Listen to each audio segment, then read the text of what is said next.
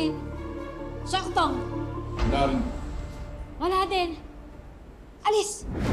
Ma, ospital po to. Wala pong alak dito. Marunong ka na sumagot ngayon? Matagal kang hindi umuwi.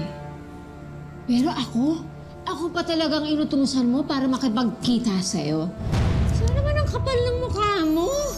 Ma, kayo po yung nagpalaya sa akin sa bahay at nagbanta na babasagin niyo po yung mukha ko kung tutungtong po ulit ako sa bahay, di ba? So anong gusto mong sabihin? Ganon ako kasama? Ha? Ganon ba? Hindi ako magmamakaawa sa'yo. Para bumalik ka. Nagsasayang ka lang ng laway mo.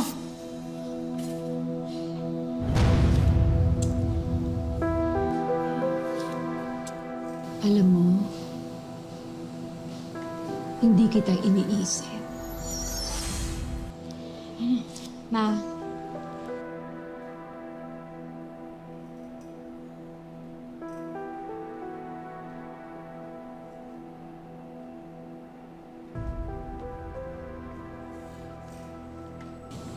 Masyado kang madrama.